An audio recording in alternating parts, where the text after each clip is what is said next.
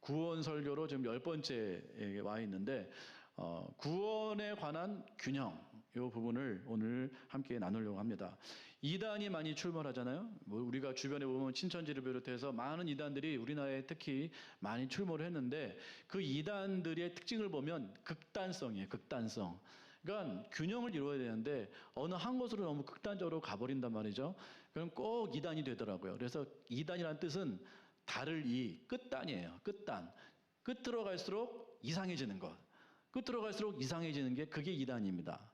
그래서 우리가 이단을 조심해야 되고 우리도 혹시 정말 극단적으로 가지 않도록 조심하고 또 조심을 해야만 되겠죠. 그래서 우리가 깨어나고 또 하나님을 향해서 우리가 달려가고 뭐 이런 마음들이 많은데 우리 교회는 그걸 모토로 삼고 있는데 우리가 극단적으로 달리지 않도록 조심하고 또 조심을 해야 될 것 같습니다. 그래서 구원에 있어서 우리가 여태까지 계속해서 말씀을 선포했는데 그 말씀 가운데 우리가 균형을 잡아야겠다라는 그런 마음이 있습니다. 너무 극단적으로 가지 않도록 균형을 잘 잡아야 되는데 특별히 두 가지 부분에 대해서 오늘 극단을 예방하는 그러한 균형을 잡아보도록 하겠습니다. 자, 어떠한 균형이 필요할까? 첫 번째입니다. 전체성과 차별성. 이렇게 들으시면 잘 모르시겠지만 자, 한번 들어보세요. 어떠한 극단을 피해야 되는가? 균형을 잡아야 되는데 구원에 있어서 균형을 잡아야 되는데 전체성이 있고 구원에는 전체적인 부분이 있고 차별적인 부분이 있다라는 것이에요. 첫 번째, 구원은 전체적입니다. 하나님께서는 차별 없이 모두 다 부르셨다라는 거야. 그러니까 차별 없이 전체적으로 다 부르셨다. 그래서 제가 전체성이라고 이름을 붙였습니다. 하나님의 부르심에는 차별이 없습니다. 성별, 나이, 재산, 능력, 교회 출석 여부, 오래 출석했냐, 신앙생활 오래 했냐, 이런 것과는 상관없이 하나님께서는 모든 사람들을 다 구원의 자리로 초청하신다라는 말씀이죠. 하나님의 구원에는 차별성이 없다. 모두 다 부른다. 예수님께서 이렇게 비유의 말씀을 하셨습니다. 먼저 일찍 온 사람과 나중에 일하러 온 사람과 똑같이 이렇게 돈을 한 데나리온씩 지급했어요. 그랬더니 억울해한 사람이 먼저 온 사람이 억울했습니다. 아침 일찍 일하러 온 사람이 나중에 일하러 온 사람과 똑같이 임금을 받으니까 화를 낸 것이죠. 그랬을 때 예수님께서 이렇게 말씀하셨습니다. 내가 내 것을 가지고 내 마음대로 한다. 먼저 온 자가 나중 될 수 있고 나중 온 자가 먼저 될 수 있다. 그러니까 하나님께서는 먼저 왔다고 해서 그 사람에게 어떠한 이익을 주고 나중에 왔다고 해서 그 사람에게 차별적으로 적게 주고 그렇지 않다라는 거예요. 똑같이 준다라는 거예요. 하나님께서는 먼저 온 자나 나중 온 자나 똑같이 구원의 은혜를 베푸신다. 먼저 왔다고 너희는 많이 받을 걸로 생각하지만 그렇지 않다. 내 것을 가지고 나는 차별 없이 그렇게 역사한다. 이 하나님의 마음이라는 것입니다. 그러니까 구원에는 차별이 없어요. 모두 다 똑같이 받습니다. 먼저 왔다고, 능력이 많다고, 그렇게 해서 구원을 더 많이 주고, 적게 왔다고 해서 적은 구원을 주고, 그렇지 않다라는 거예요. 물론 상급에는 차이가 있겠지만, 구원에 있어서는 똑같다라는 것입니다. 똑같다라는 거예요. 그러니까 하나님께서는 다 부르셨다. 자, 야고보서 2장 5절, 3절에서 5절 말씀. 야고보서 2장 3절에서 5절 시작. 너희가 아름다운 옷을 입은 자를 눈여겨보고 말하되 여기 좋은 자리에 앉으소서 하고 또 가난한 자에게 말하되 너는 거기 서 있든지 내 발등상 아래 앉으라 하면 너희끼리 서로 차별하며 악한 생각으로 판단하는 자가 되는 것이 아니냐. 내 사랑하는 형제들아 들을지어다. 하나님이 세상에서 가난한 자를 택하사 믿음에 부요하게 하시고 또 자기를 사랑하는 자들에게 약속하신 나라를 상속으로 받게 하지 아니하셨느냐. 차별하지 말라는 거예요.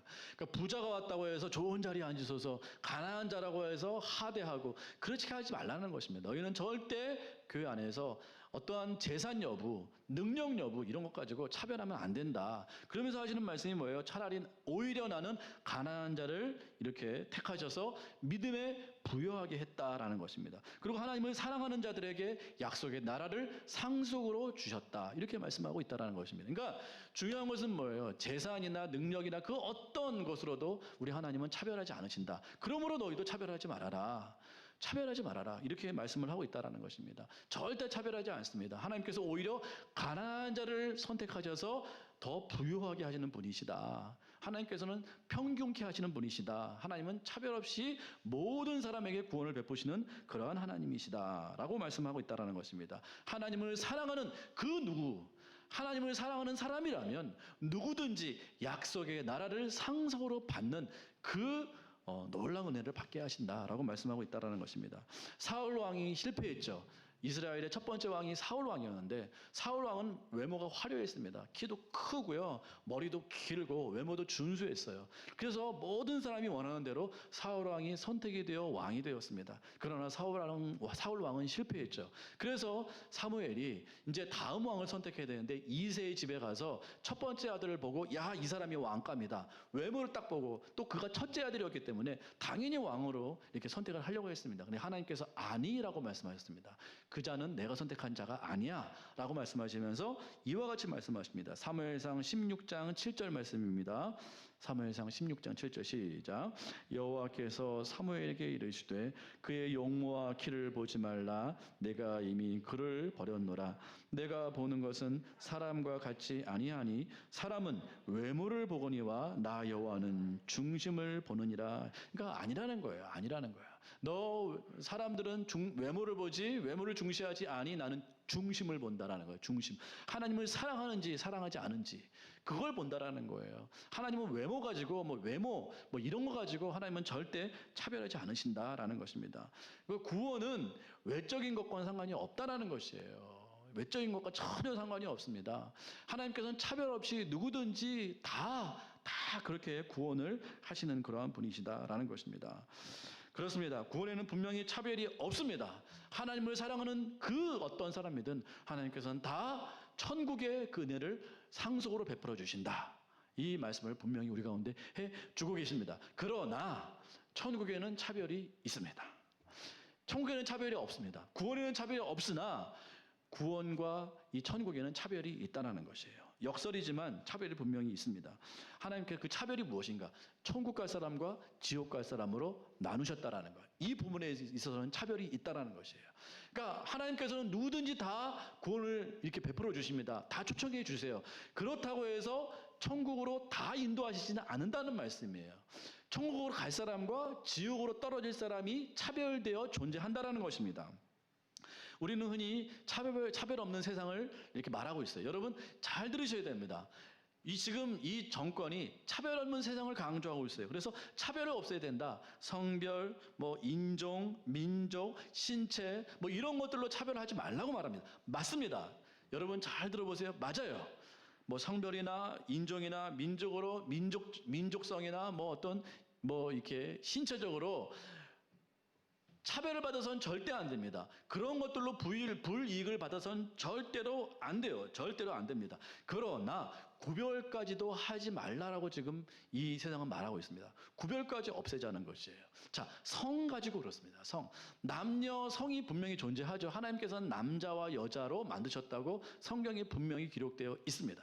남자와 여자로 그 모든 생명체는 그 종류대로 하나님께서 차별하여 구별하여 만드셨다고 분명히 말씀하고 있어요. 특히 사람은 남자와 여자로 만드셨습니다. 구별이 있어요. 근데 이 세상은 뭐라고 말하고 있어요? 구별까지 없애자라고 지금 말하는 거예요. 차별 없는 건 맞아요. 남자든 여자든 차별 없이 존귀하게 대우를 받는 것은 맞습니다. 불이익을 당해서는 절대로 안 돼요. 그렇지만 구별까지 없애는 건 아니죠. 구별까지 없애버리자. 이건 말이 안 됩니다. 남자나 여자나 다 성을 평등되게 하자. 똑같이 하자. 그래서 여성도 없애고 남성도 없애자. 자기가 원하는 성을 자기가 갖게 하자.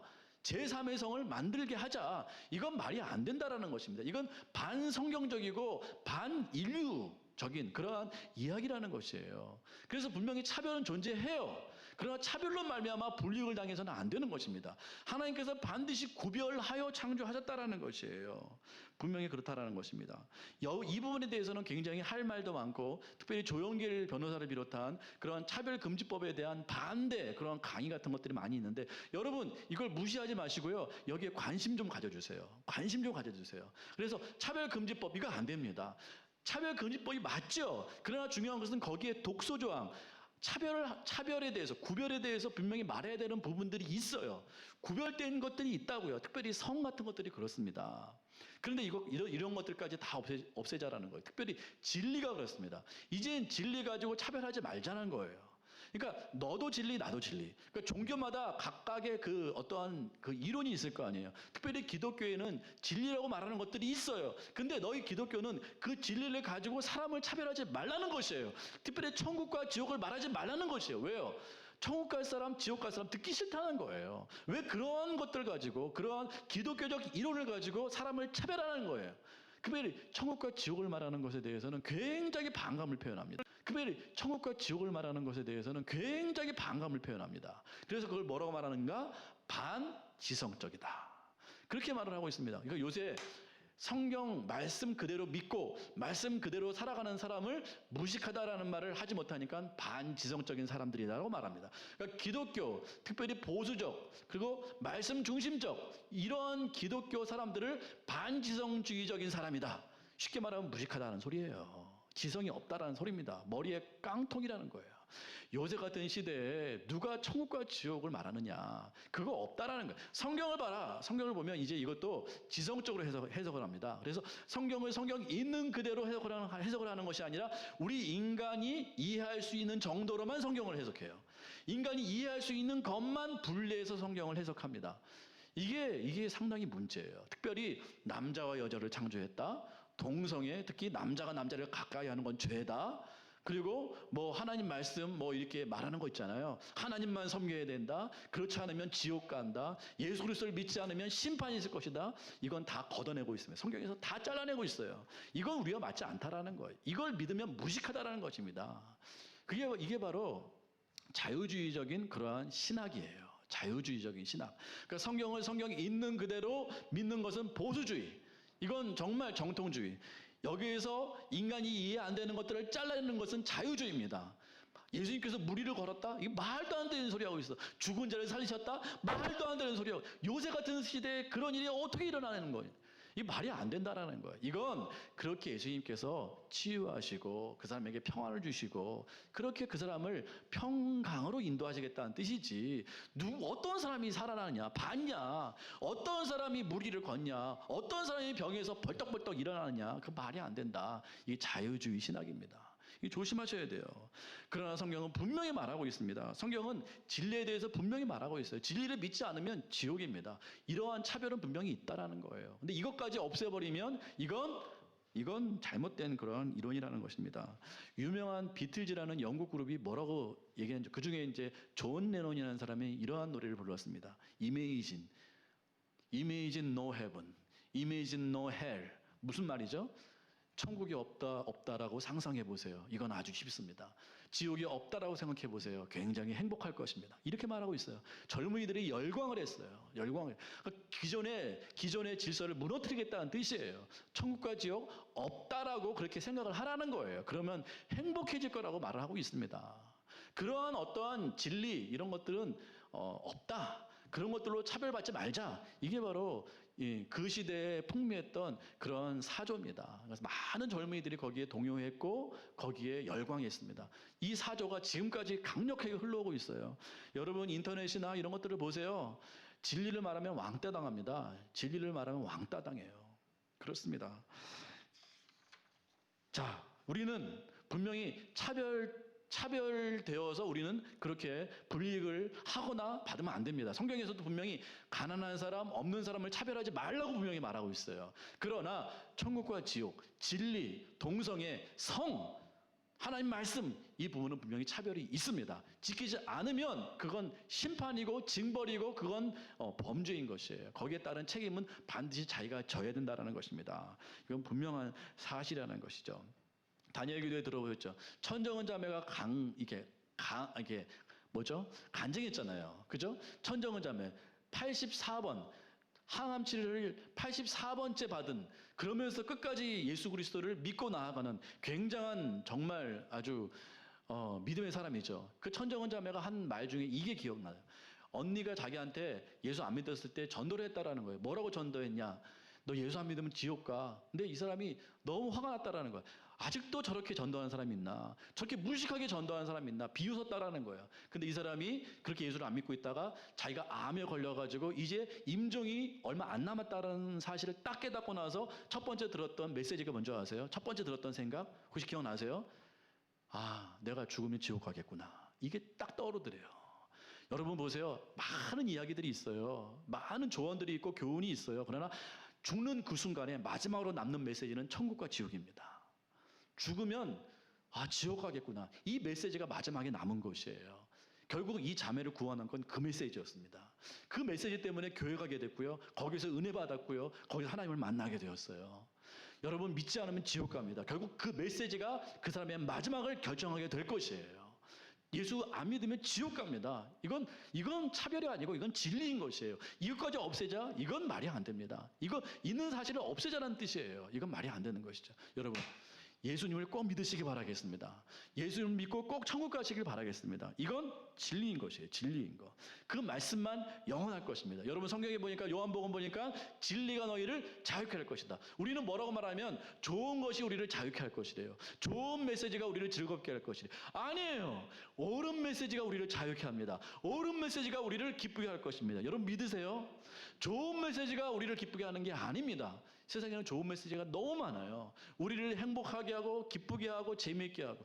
조영길 변호사님께서 라이트하우스 그 말씀을 들었는데 그분이 라이트하우스 기도회에 나와서 그 말씀을 하시더라고요. 우리 대훈 형제가 기억하실지 모르겠지만 요새는 좋은 메시지가 너무 많다는 거예요. 재미있고 좋은 메시지, 감동적인 메시지, 그거 좋다라는 거예요. 그러나 지루하고 답답하지만 진리를 들어야 된다. 이렇게 말을 하고 있더라고요. 차별금지 반대법, 반대 메시지 얼마나 지루합니까? 얼마나 답답해요. 또 변호사 막 열 몇 명이 나와가지고 막 이렇게 막 강의를 하면 얼마나 지루해요. 여러분 지루하지만 꼭 들어야 됩니다. 진리는 때로는 답답할 수 있어요. 진리는 때로 정말 듣기 싫을 수 있습니다. 그러나 그 메시지를 들어야 돼요. 왜요? 그 메시지를 들어야 사니까. 그 메시지를 들어야 분별할 수 있으니까. 좋은 메시지, 감동적인 메시지 중요하죠. 들어야 되죠. 우리의 마음이 기뻐야 되죠. 감동받아야 되죠. 그러나 때때로 정말 정확한 메시지, 진리의 메시지, 우리의 생명을 살리는 메시지를 우리가 즐겨 들을 줄 알아야 된다는 것입니다. 그 메시지를 들어야 우리가 살기 때문에 그렇다라는 것이에요. 그래서 제가 이렇게 막 소리 지르더라도 이해해 주세요. 좀 메시지가 재밌잖아. 우리 안에 최고의 제 메시지 가운데 제일 안 좋다라고 말하는 거 재미가 없대요. 좀 이렇게 웃겨보라는, 좀 웃겨달라. 너무 제가 못 웃겨요, 사실. 제가 이렇게 대놓고 못 웃깁니다. 뭐 이렇게 자연스럽게 이렇게 말하다가 뭐 몇 번 웃길 수는 있어도 제가 이렇게 막 설교하면서 여러분을 막 포보절도하게 만들고 여러분을 막 들었다 놨다 하고 여러분을 막 이렇게 막 감동을 줘. 제가 그럴 수 있는 능력은 없어요. 포기해 주세요. 포기하시고 저분은 소리만 지르는구나. 열받았구나 지금. 이렇게만 들어주시고 뭔가 지금 강력하게 뭔가를 말하고 있구나. 이렇게 말해주시고 최대한 성경에 있는 말씀을 전하려고 노력을 하겠습니다. 이것만 여러분 좀 가상하게 생각해 주셔서 여러분 그렇게 따라오시면 감사하겠습니다. 진리를 들어야 돼요. 왜요? 진리를 들어야 살기 때문에 그렇습니다. 그래서 요새 보니까 찬양도 5분 넘으면 안 듣는데요. 젊은이들이요. 요새는 TV도 안 본대요. 뭘 봐요? 인터넷에서 짤방으로 뭐예요? 짤방. 그러니까 5분, 10분 아주 그냥 엑기스, 재미있는 부분만 쏙쏙 뺏어 보는 거예요. 왜요? 집중력이 떨어지기 때문에 그렇습니다. 찬양도 5분 이상 하면 지루해서 못 듣는데요. 메시지요? 짧은 메시지가 각광을 받습니다. 한 10분, 15분 아주 짧고 임팩트 있게 딱 하면 사람들이 박수 쳐요. 그러나 저처럼 막 30분, 40분 하면 벌써 X예요, X. 아니라는 거예요. 그러니까 이 지루하고 답답한 이러한 것들은 못 듣는다는 것입니다. 그러나 진리를 들어야 됩니다. 답답하더라도 길더라도 진리에 순응하시고 진리에 반응하시는 여러분 되시기를 간절히 축원합니다. 디모데후서 4장 3절 4절 말씀입니다. 바울 시대에도 이러한 자들이 많았어요. 바울 시대에 사람들이 어떻게 메시지에 반응했는가 보세요. 시작. 때가 이르리니 바른 교훈을 받지 아니하며 귀가 가려워서 자기의 사역을 따를 스승을 많이 두고 또 그 귀를 진리에서 돌이켜 허탄한 이야기를 이게 바울 시대의 사람들의 상태였다라는 거. 지금의 시대하고 똑같습니다. 3절 한번 띄워주세요. 바른 교훈을 받지 않는데요. 사람들이 바른 교훈을 받지 아니하고 재미있는 교훈을 찾는다라는 거예요. 귀가 가렵다라는 것은 내 귀에 흡족할 만한 그러한 자기 사역을 따를 스승을 찾는다라는 거예요. 야, 누가 내 귀를 좀 즐겁게 할까? 누가 내 귀를 좀 재미있게 할까? 이런 스승을 많이 두려고 노력을 한다라는 거예요. 그 시대의 사조라는 것입니다. 그러나 그렇지 않다라는 것이죠. 요한복음 3장 16절에서 18절 말씀을 또 띄워주세요. 다 같이 읽습니다. 시작. 하나님이 세상을 이처럼 사랑하사 독생자를 주셨으니 이는 그를 믿는 자마다 멸망하지 않고 영생을 얻게 하려 하심이라. 하나님이 그 아들을 세상에 보내신 것은 세상을 심판하려 하심이 아니요 그로 말미암아 세상이 구원을 받게 하려 하심이라. 18절이요. 그를 믿는 자는 심판을 받지 아니하는 것이요 믿지 아니하는 자는 하나님의 독생자의 이름을 믿지 아니함으로 벌써 심판을 받은 것이죠. 자, 앞에 16절, 17절. 16절 보면 우리 잘 아는 외우는 말씀이죠. 얼마나 아름다운 메시지입니까? 하나님이 세상을 이처럼 사랑하사 이렇게 사랑하셨다라는 거예요. 그래서 영생을 얻게 하시겠다. 그리고 17절에 영생을 얻게 하시겠다. 그리고 17절에 그 아들을 보내신 것은 우리를 심판하려 하심이 아니요 뭐예요? 세상이 구원을 받게 하시는. 여기까지 들으면 너무너무 행복해요. 야, 이게 하나님의 전체성이죠. 그러니까 우리를 사랑하셔서 모두 다 구원받게 하시려고 독생자들을 우리에게 주셨다라는 거예요. 십자가에 죽게 하셨다라는 거예요. 너무 감사하죠. 하나님 땡큐죠. 너무 진짜 감사하죠. 와, 우리를 구원하시기 위해서 이렇게 하셨구나. 심판을 받게 안 하시려고 우리에게 이렇게 구원을 허락하셨구나. 그러나 18절이 있습니다. 이게 차별성이에요. 그러나 심판을 받지 그를 믿는 자는 심판을 받지 않지만 뭐예요? 그를 믿지 않는 자는 믿지 않음으로 어떻게 해요? 벌써 심판을 받은 것이래요. 그러니까 앞에 16절, 17절은 전체성. 그러니까 심판을 받지 않고 구원을 주시려고 독생자를 주셨다. 이건 너무 감사하죠. 사랑이죠. 그러나 18절이 있다라는 거예요. 차별성이 있다라는 것입니다. 믿는 자는 감사하게 심판을 받지 않지만 믿는 자는 심판을 받지 않지만 믿지 않는 자는 벌써 심판을 받은 것이래요. 벌써 심판의 삶을 살고 있다라는 뜻입니다. 그러니까 믿지 않는 자에게는 이러한 차별성이 존재한다라는 것이죠. 믿지 않으면 벌써 심판의 삶을 이미 살고 있다라는 뜻이에요. 이거 얼마나 엄중한 말씀인지 모르겠습니다. 그래서 앞의 말씀도 중요하지만 뒤의 말씀도 있다. 하나님의 사랑도 분명히 있지만 하나님의 사랑을 받지 않은 자에게는 반드시 벌써 심판을 받는 그러한 심판의 삶이 있다는 것입니다. 이스라엘 백성은 전체가 구원을 받았습니다. 그렇죠? 출애굽을 전체가 다 했다고요. 장정만 60명 모두 다 출애굽을 받았어요. 그러나 가나안 땅에 들어간 사람은 그 장정 60만 중에 딱 2명이에요. 차별성이 있어요. 그러니까 전체가 다 출애굽을 받았어요. 전체가 다 노예에서 해방을 받았어요. 그러나 가나안 땅에 종국에 가서 들어가는 사람은 1세대 가운데 딱 2명, 여호수아와 갈렙밖에 없었다라는 것이에요. 분명히 전체적으로 구원을 하세요. 그러나 그 가운데 조국적으로 구원의 꼴이라는 사람은 얼마 되지 않는다라는 것이겠죠. 그러니까 얼마나 이게 차별성이 있는지 모르겠습니다. 요한복음 13장 10절 말씀. 다 같이요. 시작. 예수께서 이르시되 이미 목욕한 자는 발밖에 씻을 필요가 없느니라. 온몸이 깨끗하니라. 너희가 깨끗하나 다는 아니니라. 그러니까 목욕한 자가 있다라는 거예요. 모든 자가 다 목욕을 했어요. 그러니까 제자들을 향해서 말씀하시는 거거든요. 너희 12명은 다 목욕한 자야. 예수님께서 발을 씻어주니까 주님 저에게 발을 어떻게 씻겨주십니까? 제가 씻겨드려야죠. 그랬더니 예수님께서 아니다. 목욕을 다 한 사람은 발밖에 씻을 필요가 없다. 예수님께서 이렇게 발을 씻겨주시는데 예수님께서 하신 말씀이에요.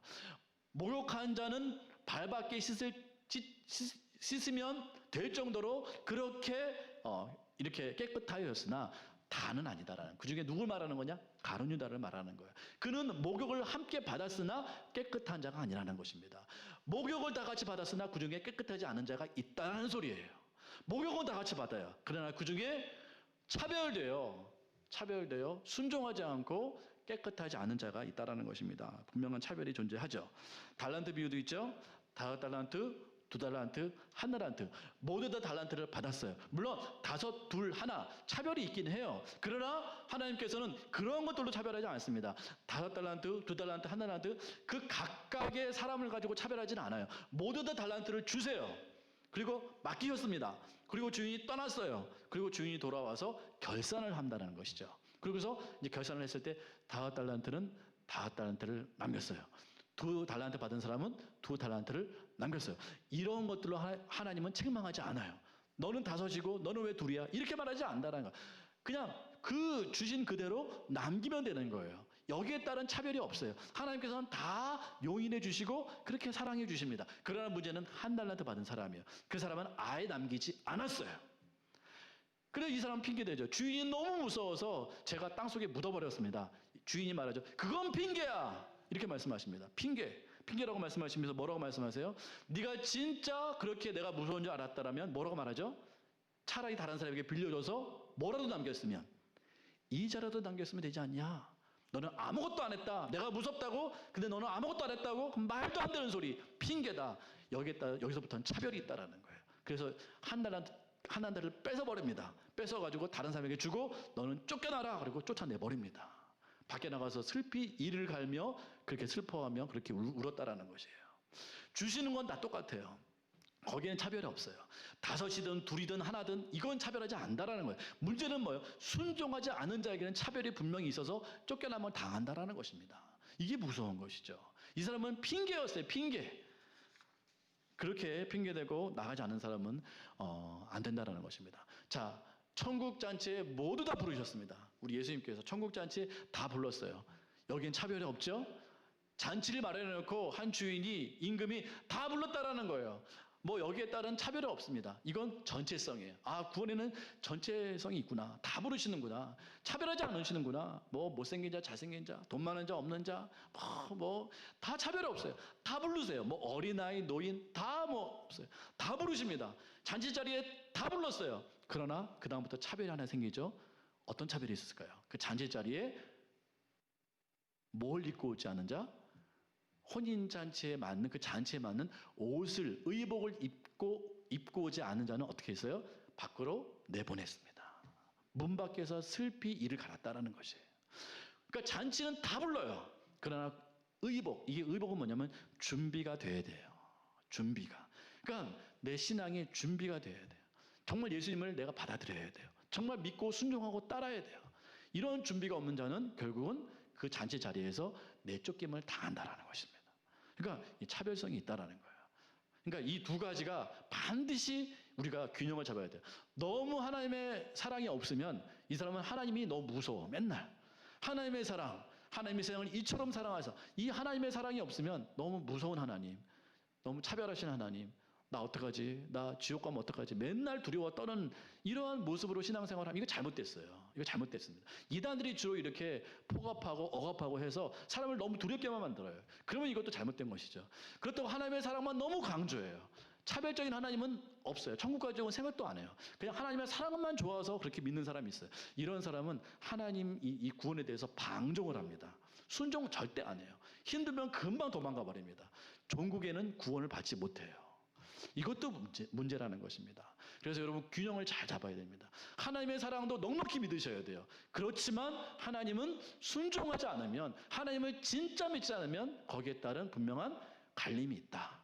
천국과 지옥 나눔이 분명히 있다. 이 경계성의 말씀도 분명히, 경고성의 말씀도 분명히 우리가 믿고 그렇게 따르고 순종해야 될 줄 믿습니다. 자, 두 번째 차별입니다.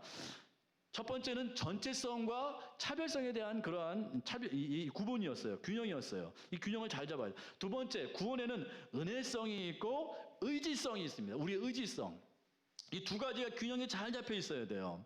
구원은요, 첫 번째, 전적인 하나님의 은혜입니다. 우리가 노력해서 얻는 것이 아니에요. 특별히 에베소서 2장 8절 말씀, 그 은혜에 의하여 믿음으로 말미암아 하나님께서 우리에게 선물로 구원을 주셨으니 너희가 자랑할 것이 없다라는 것이에요. 전적인 하나님의 은혜라는 것입니다. 그것을 우리는 선물로 받습니다. 하나님의 은혜는 선물입니다. 전적으로 하나님께서 하세요. 우리가 노력한다고 구원이 얻어지는 것도 아니고, 우리가 애쓰고 눈물 짓고 뭘 한다고 해서 구원이 우리 가운데 이루어지는 것이 아니라는 것입니다. 구원은 철저히 하나님의 선물이에요. 거저 주시는 겁니다. 우리가 노력을 하든 안 하든 우리 하나님께서 거저 선물로 그의 주권대로 주신다라는 것입니다. 이게 하나님의 놀라운 선물이에요. 이 부분에 있어서 로마서와 에베소서와 갈라디아서를 잘 읽어보세요.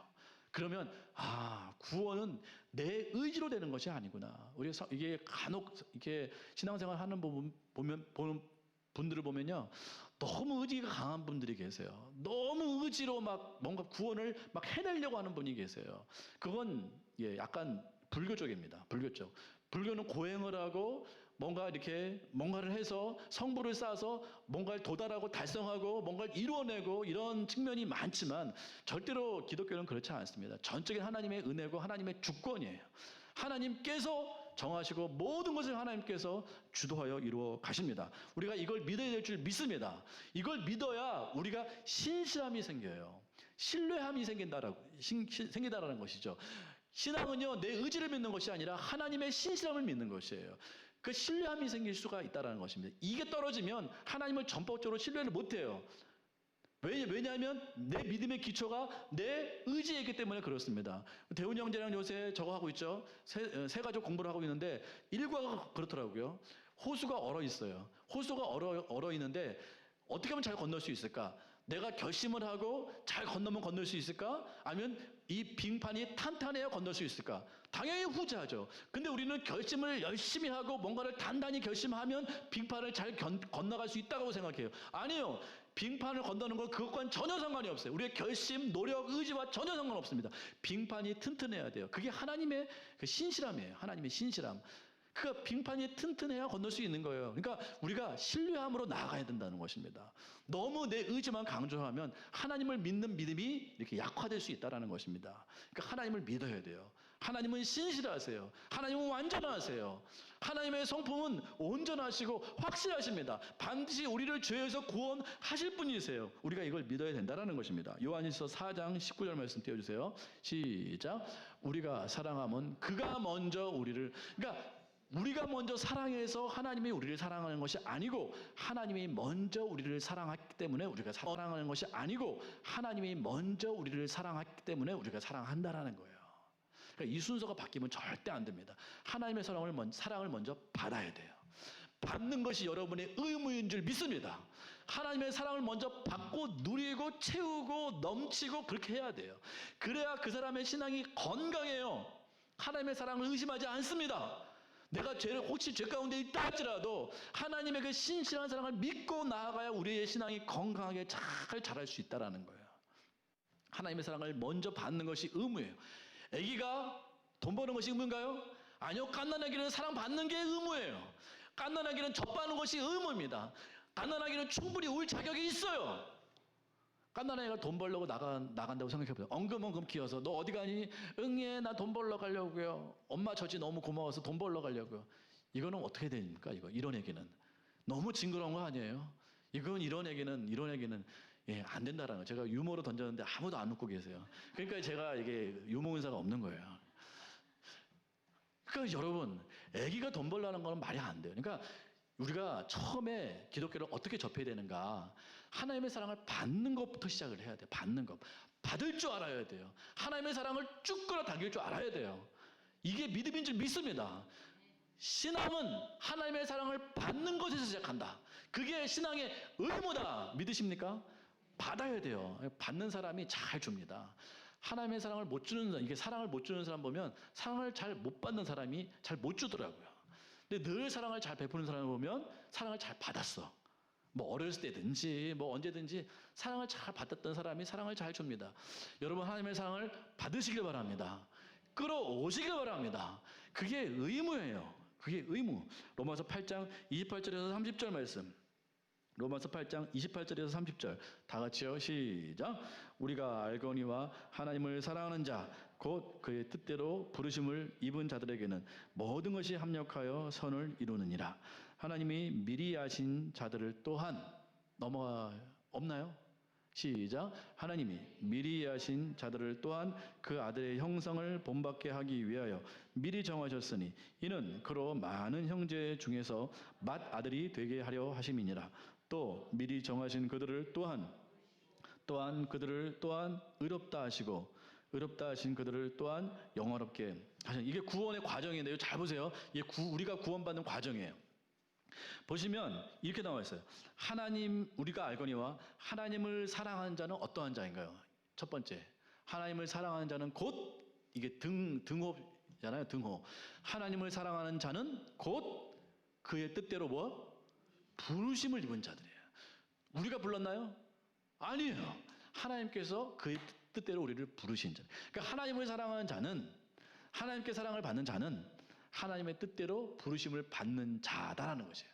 그러니까 이 방점이 어디 있나요? 우리의 결단에 있나요? 하나님의 부르심에 있나요? 하나님의 부르심에 방점이 있는 것이에요.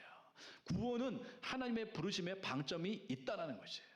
우리의 어떤 것에, 우리의 어떤 선택에, 우리의 어떤 의지에, 우리의 어떤 노력에 방점이 있는 것이 아니고, 구원은 철저히 하나님의 부르심에 방점이 있음을 믿으시기 바라겠습니다. 하나님께서 우리를 부르셨기 때문에 우리가 하나님을 사랑할 수 있다라는 것이에요. 그러니까 하나님의 뜻대로 우리를 부르셨어요.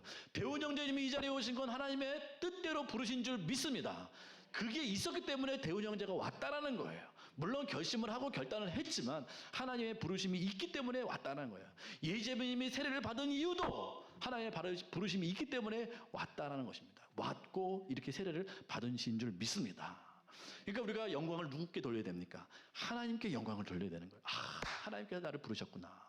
하나님께서 나를 부르셨구나. 그래서 내가 예수를 믿게 되었구나. 자, 그런 사람들은 하나님께서 합력하여 선을 이루시는데, 여기서 합력하여 선을 이루는 이 선은 구원입니다. 구원. 합력하여 구원을 이루셨느니라. 29절 띄워주세요. 보면 미리 아신 자들이에요.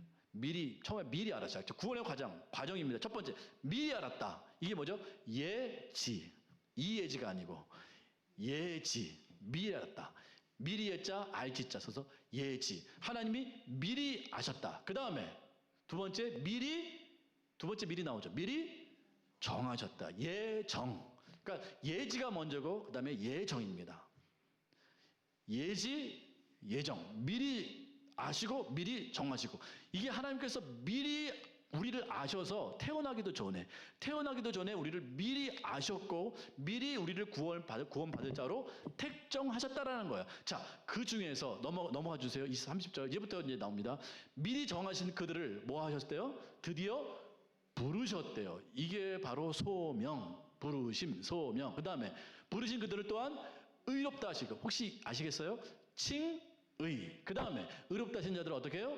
영화. 이걸 뭐 영화 그냥 할 수도 있고 성화 이렇게 할 수 있습니다. 그러니까 하나님께서 순서 5가지 순서죠. 처음에 예지, 예정, 소명, 칭의, 성화, 이 5가지 과정을 통해서 우리가 구원을 받게 된다라는 것입니다. 주도권이 누구한테 있습니까? 하나님께 있다라는 거예요. 하나님께서 그렇게 우리를 이끌어 가실 거라고, 합력하여 이루어 가실 거라고 말씀하고 있다라는 것입니다. 구원은 철저히 하나님의 주권이다. 하나님께 소관이다. 하나님의 능력이고 하나님의 도우심이고 하나님께서 하시는 모든 일이다. 믿으십니까? 네, 그러면 우리가 하나님을 믿을 만해요. 신실함이 생길 수 있다는 것입니다. 신뢰함이 생길 수 있다는 것이에요. 그렇습니다. 여러분이 하나님의 부르심을 받고 여기까지 왔습니다. 이건 하나님께서 하신 일이에요. 그러나 여기서 멈춘다? 이건 또 말이 안 되는 거죠. 그러니까 나 하나님께서 부르셨어. 이렇게 생각하는 사람이 있어요. 나 아무것도 안 할래 이제부터. 하나님께서 다 알아서 하신다며. 나 이제부터 아무것도 안 할 거야. 이러면 문제가 생기는 거예요. 그 다음에 우리가 해야 될 일이 있는데 그게 바로 의지성입니다. 의지성. 자, 앞에 28절 다시 한번 띄워주세요. 하나님의 부르심을 받은 사람은 뭐 하나요? 하나님의 뜻대로 부르심을 입은 자들은 그 앞에 뭐죠? 하나님을 어떻게 해요? 사랑하는 것. 하나님을 사랑하게 되어 있다는 것입니다. 그러니까 이것도 뒤집어서 얘기하면 하나님의 뜻대로 부르심을 입은 자들은 하나님을 의지를 다해서 사랑하게 된다는 것이에요. 여기서부터 의지가 있다는 것입니다. 하나님의 부르심을 받은 사람은 아무것도 안 하고 자동적으로 천국에 가는가? 그렇지 않다라는 거예요. 그런 사람은 반드시 하나님을 사랑하는 사람이어야 된다는 것이에요. 하나님을 사랑해야 돼요. 하나님을 사랑하는 건 뭐죠? 우리가 의지가 있어야 사랑하죠. 하나님은 우리 가운데 인격을 주셨습니다. 왜 인격을 주셨을까? 로봇과 우리의 차이가 뭡니까? 우리를 요새 막 그 로봇이 나오잖아요. 이제 앞으로 이제 인공지능 로봇이 나올 거예요. 로봇과 우리의 차이가 뭐예요? 대훈 형제하고 똑같은 로봇이 탄생이 됐어요. 대훈 형제인지 이게 로봇인지 구별이 못해요. 근데 차이가 있죠. 무슨 차이가 있죠? 로봇은 뭐가 없나요? 인격이 없고 대훈 형제는 인격이 있어요. 인격이 있다는 말은 무슨 뜻이죠? 의지가 있다라는 거예요. 쉽게 말하면 자유의지입니다. 풀어서 말하면 자유의지. 그러니까 대우 형제는 자기가 선택할 수 있는 선택에 의지가 있어요. 뜻이 있고 어떤 자기 소견이 있다는 거예요. 그러나 이 로봇은 똑같이 생겼지만 뭐가 없어요? 자기 의지가 없어요. 프로그래밍 된 대로 합니다. 대우 형제가 뒤에서 시스템을 조작해요. 너는 이렇게 행동하고 나를 이렇게 서브하고 나를 이렇게 도와. 딱 그렇게 입력해 놓으면 얘는 천없이 그렇게 해야 돼요. 왜요? 로봇이니까. 얘한테는 인격이 없어요. 인격이. 스스로 선택할 수 있는 능력이 없다고요. 그러나 대운영자, 사람에게는 그러한 능력이 있어요. 그러니까 하나님은 왜 이렇게 우리에게 인격을 주시고 자유의지를 주셨을까? 왜 그랬을까요? 왜 하나님은 우리 사람에게 로봇처럼 선악과도 만들지 말고 뭐 말씀 이런 거 말고 뭐 율법 이런 거 말고 그냥 하나님의 뜻대로 순종하게 만들면 되잖아요. 입력시켜 놓으면 되잖아요. 머릿속에 딱 입력시켜 놓고 이해지 너는 이제부터 내 뜻만 따라 이렇게 하면 되잖아요. 간단해요. 하나님 못하시나요? 할 수 있어요. 너는 정한 시간에 항상 예배. 예제면이 맨날 올 때마다 막 고민하고 오늘 어떻게 가야 되나 영천에서 어떻게 가야 되나 고민할 필요도 없어요. 입력만 딱 시키면 천없이 해야 돼요. 왜요? 로봇이기 때문에. 그냥 10시네 지지직 운전 씻고 운전 징징징징 해서 예배 딱 드리고 징징징 오면 돼요. 하나님께서 그렇게 만들 수 있어요. 근데 왜 그렇게 안 하실까요? 왜요? 만약에 예이제매님이 그렇게 프로그래밍 돼서 그렇게 정한 시간에 예배에서 와서 예배하면 하나님께서 예이제매의 그 예배를 통해서 영광 받으실까요? 안 받으실까요? 안 받으시죠. 하나님께서 영광을 받는다라는 건 그 사람의 마음과 뜻과 생명과 열정을 다해서 예배할 때 하나님께서 영광을 받으십니다. 그건 틀림없는 사실이에요. 우리의 의지가 들어가야 돼요. 그래서 하나님은 우리를 의지가 있는 존재로 만드셨어요. 창세기에 보니까 자기의 형상대로. 그 어떤 존재도 인격은 없습니다. 사람밖에 없어요. 사람은 자기가 선택해서 믿을 수밖에 없는 존재입니다. 하나님은 그 선택을 존중하셨어요. 왜요? 하나님과 교제하기 위해서. 로봇과 우리가 교제할 수 있나요? 없어요. 로봇과 우리는 교제할 수 없습니다. 왜? 그 로봇은 인격체가 아니기 때문에 그렇습니다. 나를 선택해야죠. 나를 선택하고 서로 그렇게 서로 선택해서 사랑을 해야죠. 그러니까 사랑은요, 감정이 아니라 의지입니다. 내가 그렇게 하기로 선택하는 것이 사랑이에요. 그게 참 사랑입니다. 젊은이들은 감정을 얘기해요. 감정은 쉽게 사라집니다. 그게 사랑 아니에요. 그건 하나의 과정일 뿐이고 잠시 잠깐의 현상일 뿐이지 감정이 사랑이라고요? 말도 안 되는 소리예요. 뜨겁게 사랑해가지고 젊은 나이에 결혼했는데 이혼하고 이런 사람들이 얼마나 많습니까? 감정에 너무 충실했어요. 감정이 있다면 그 다음부터 자기가 의지를 다해야 돼요. 내가 이 사람을 사랑하기로 결정을 해야 됩니다. 내 인격과 내 어떤 결정과 내 결정으로 결정을 해야 됩니다. 내 인격과 내 어떤 결정과 내 결심을 동원해서 이 사람을 사랑하기로 결정하는 것이 진짜 사랑이에요. 감정이 진짜 사랑이 아닙니다. 우리 대훈 형제님 꼭 참고해 주세요. 감정보다 의지. 내가 이 사람을 의지적으로 사랑할 수 있는가? 내가 신앙적으로 신뢰할 만한가?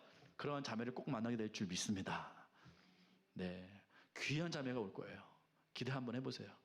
하나님께서 역사하실 것입니다. 근데 그때 결정할 때 감정으로 선택하지 마시고 의지로 선택하셔야 돼요. 하나님도 마찬가지예요. 항상 기쁠 수 있나요? 항상 즐거울 수 있나요? 항상 예배 때마다 하나님 너무 좋아요. 막 항상 황홀할 수 있나요? 그렇지 않아요. 그게 예배 아니에요.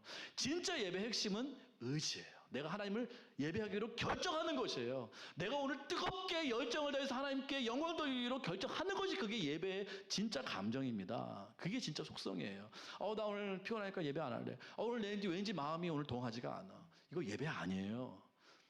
나 항상 기쁠 때만 예배하고 나 슬플 때 예배 안 하고 내가 흥분할 때 막 기뻐하고 오늘 다운됐을 때 예배 안 하고 이건 예배 아닙니다.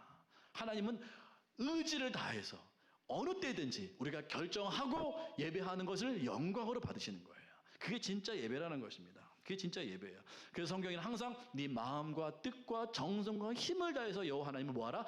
사랑하라 이렇게 말씀하고 있습니다. 중요한 것은 구원의 아주 중요한 특징이 있는데 그게 의지성이라는 거예요. 의지성. 그러니까 하나님의 뜻대로 부르심을 입은 자들은 반드시 하나님을 마음과 뜻과 정성을 다해서 하나님을 의지적으로 사랑하게 되어 있다. 그 사람이 진짜 구원받은 사람이다라고 지금 말하고 있다는 것입니다. 야고보서 2장 26절 말씀 읽고 마치도록 하겠습니다. 시작. 영혼 없는 몸이 죽음과 같이 행함이 없는 믿음은, 그러니까 믿음이 다 똑같은 믿음이 아니고 죽은 믿음이 있다라는 거야. 산 믿음이 있고 죽은 믿음이 있다. 그러니까 믿음이 다 똑같이 있는 것처럼 보여도 사실은 죽은 믿음이 있고 산 믿음이 있다는. 죽은 믿음은 뭔가요? 자, 저 본문을 통해서 죽은 믿음은 뭐죠? 행함이 없는 것. 행함은 반드시 의지가 동반되게 되어 있습니다. 의지를 가져야만 행할 수 있거든요. 그러니까 의지를 가지고 행하지 않으면 가짜 믿음, 죽은 믿음 가지고는 천국 갈 수 없습니다. 그러니까 우리가 의지가 있어야 돼요. 의지. 그러니까 그게 의지가 뭐 대단하든 미약하든 연약하든 굉장하든 이것과는 아직 상관이 없어요. 더 있으면 좋겠죠. 아니, 5달란트 있으면 더 좋겠죠. 그러나 2달란트를 하나님께서는 책망하지 않으세요. 중요한 건 반드시 의지가 있어요. 그러나 1달란트는 의지가 없었어요. 아니, 그 돈을 가지고 맡겨서 이자라도 받으면 되는데 그것조차 안 했다는 건 의지가 아예 없었다는 뜻이에요. 의지가 있어야 돼요. 의지를 가지고 하나님을 사랑하시길 바랍니다. 하나님께 순종하시길 바랍니다. 그 순종함으로 행하시길 바랍니다. 그러한 사람이 진짜 믿음 있는 신앙이다라는 것입니다. 항상 균형을 맞추길 바랍니다. 하나님의 주권성을 너무 이렇게 없는 사람은, 하나님의 주권성을 너무 없으면 항상 발발발 떨어요. 내가 오늘 실패하면 지옥 갈 것 같아. 항상 이 두려움을 가지고 신앙생활을 하더라고요. 그러니까 하나님의 그 주권성을 믿어야 돼요. 먼저 하나님의 사랑을 믿어야 됩니다. 하나님은 나를 끝까지 사랑하신다. 나를 끝까지 견인하신다. 이걸 믿어야 되고, 또 하나님의 사랑이 너무 없고 또 너무 이렇게 없이 자기 이렇게 의지를 또 너무, 하나님의 사랑만 너무 믿고 의지를 또 이렇게 나타내지 않으면 이 사람은 결국은 구원에 이르지 못하더라고요. 결국은 쉽게 떨어져 나가고 쉽게 방종하고, 그래서 구원을 얻지 못하는 경우가 참 많이 있습니다. 균형이 참 중요한 것 같아요. 균형. 하나님의 사랑과 우리가 해야 될 그 의지, 이것이 항상 균형을 잘 이루어서 우리 교회, 우리 하나님의 교회 건강하고 튼튼하고 단단하고 모든 성도가 구원에 확실하게 이르는 그러한 귀한 교회가 되기를 간절히 소망합니다.